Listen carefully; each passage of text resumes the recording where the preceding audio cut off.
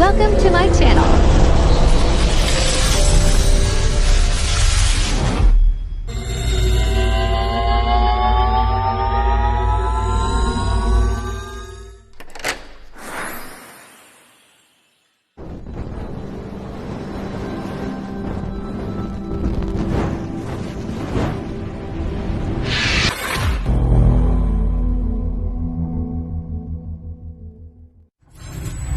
Enjoy watching.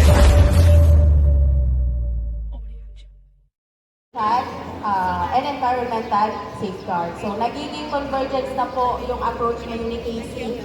So, nung unang pasok talaga, ano niya is maging resilient yung Pilipinas, kaya yung mga infrastructure. People-centered naman, kasi nakatuon po ito doon sa mga tao sa community. So, hindi lang si infrastructure, si community po mismo yung focus ni Kalahi. So, ayan. So, layunin natin na makapagbigay ng maraming access doon sa mga serbisyo ng gobyerno. Siyempre, dahil nga po ito ay people-centered, dapat po ay makilahok sa pagpaplano at pagpipili ng mga proyektong pangkaunlaran, pagpabudget at pinaka-importante ay para doon sa disaster risk reduction and management. So, ngayon, kay PMNP, yung tinutugunan natin ay yung malnutrition. So, kasama natin dyan ang DOH sa pag-i-implement kung saan si Kalahi, ang focus niya ay si nutrition sensitive intervention. So, para ma-uplift natin or mabawasan natin yung mga issue doon sa stunting and sa malnutrition. So, paano ba tumutugon yung programa? So, dito nagkakaroon tayo ng active participation sa pagtataguyod ng mga proyektong kinabibilangan ng mga babae at lalaki. So, equal pa rin po yung ating pagtingin. So, hindi lang si babae at si lalaki yung nagpa-participate dito, kundi po lahat ng gender. Kasi po tayo ay pinapadaloy or mini-mainstream natin yung gender equality or gender mainstreaming. So, ito po yung pribilehiyo na binibigay namin mismo sa community na kayo mismo yung umalam na pangangailangan ng inyong community. So, parang sa household po iyan. So, since kayo po yung nakatira doon sa bahay, kayo din po yung nakakaalam ng inyong mga pangangailangan. So, hindi pwedeng sabihin ng kapitbahay natin na, huy, pangangaipo mo bagas. Medyo ngayon nangangayayat ka. Dahil niya arang nagda-diet ka. O, di ba? Yun yung mga cases na kaya people-centered siya kasi kayo mismo yung aalam.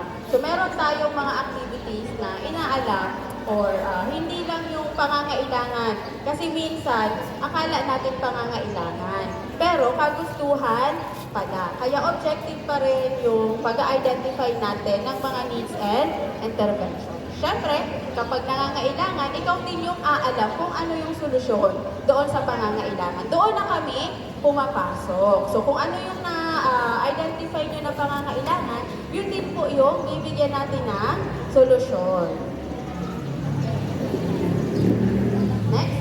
So, papaano naman siya nagbibigay ng impluwensya o pagkakataon sa mga kababaihan. So, may tinatawag tayo na affirmative action. So, sa pamamagitan po nito, nagkakaroon ng initiative na dagdag na pagkakataon sa mga kababaihan na mapabilang hindi lang po doon sa pagpaplano, kundi pati po doon sa mga gawain tungkol na doon sa infrastructure.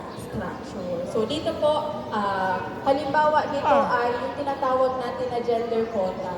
So dapat po sa mga activities or sa pagpapatakbo ay mayroon dapat na mga kababaihan na representante. Pero madalas nga sa Kalahi usually, napapansin ko sa mga community volunteers ay masyado ng mataas yung bilang lugod ng mga kababaihan. So yun yung tinitingnan natin na hindi lang kasi usually pumapasok lang si kababaihan doon sa pagpaplano. Sa implementation ay bumababa yung participation. Kaya binabantayan namin itong gender quota.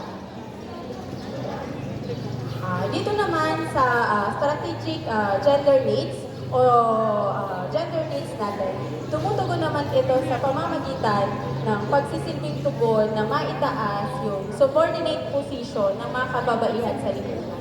So halimbawa po nito yung membership sa ating mga community volunteers. So hindi lang si lalaki yung inilalagay natin as the chairperson. So syempre inilalagay din natin or niluluklok natin yung mga kababaihan para sila yung mag-manage or mamayo duman sa committee na hinahawakan niya. So ito po yung pagpo-promote doon sa tinatawag natin na women empowerment. Ika nga, kung kaya ni lalaki na maging pinuno, kaya rin ni babae. Hindi lang si lalaki ang magdidesisyon, pati si kababaihan. Yes po. Kaya, pati rin po doon sa employment ay pantay yung pagbibigay natin na halaga. Kaya kung sakali na mayroong pagpapatrabaho na kalahing sa inyong barangay at nag-apply kayo bilang worker, sabihin niyo po sa amin kung hindi kayo tanggapin ng inyong foreman or ng inyong procurement lead. Kasi po, dapat ay binibigyan ng pagkakataon yung mga kababaihan na sumali. Actually, binabantayan ko kapag nag-check ako ng labor, dapat po may 35% ng total number of laborers ay kababaihan. So, syempre, pag nagtrabaho tayo, ipakita din natin na hindi lang yung mga lalaki yung masisipag magtrabaho. Diba? Kung nagpapala sila, dapat magpapalawan kita. Bako, so papalaugon kita ta. Pag luto-luto na lang kayang kakanon ta, da ikaw mo magtugot ka iyan. So, dapat kung anong ginigibo nila, magibo taman. Diba? Kung nagsasako sila dyan mga bye-bye, masakuman kita. Diba? Gigibuhan tayo ni paagi. Sabi nga nila yan. Sunod, itong tinatawag natin na practical needs. So, sa mga ito po, yung mga sub-project na ibinibigay. So, katulad yun ng mga development o kaunlaran sa isang grupo or samahan or pamayanan. So, syempre, hindi natin siya nire-restrict sa isang gender lang. Dapat ay lahat ng mga sub-projects na itatayo natin ay may gender equity para po sa lahat. So, yung mga interventions natin, hindi natin pwedeng sabihin na ito ay para lang sa mga kababaihan. Tapos, hindi pwede yung kalalakihan. So, hindi rin pwede na magpo-promote tayo ng sub-projects na intended lang para sa isang gender. So, lahat po ng infrastructure sub-projects, since ang barangay or ang community yung nag-aalam, dapat ay ito ay may gender equality na tinatawag. Ayan, so all over po sa Bicol Region, meron po tayong kababaihan na 89,652. So imagine yung mga kababaihan, and alam ko yung iba dito ay member ng mga community volunteers sa barangay na nakapagpatapos na ng iba-ibang klase na sub-project. So nakaka-proud na mga babae tayo, pero kasama tayo na nagpatayo ng ganyang klase ng mga serbisyo sa barangay. Ayan. So dito po sa Camarines Sur, ayan, ito buong Pilipinas yung pinag-uusapan natin kanina. So dito sa Camarines Sur, meron tayong 31,895 na community volunteers na babae. So, tingnan ninyo doon sa mapa. So, sino yung may pinakamaraming kababaihan na community volunteers? Saan? Sa Camarines Sur. So, nagpapahiling lang yan na ang mga taga-Camsur na mga babae ay aktibo. Hindi lang doon sa kanilang mga tahanan, kundi sa mga programa na magpapaunlad sa kanilang bayan. So, that ends my presentation po para sa services na binibigay ni AC.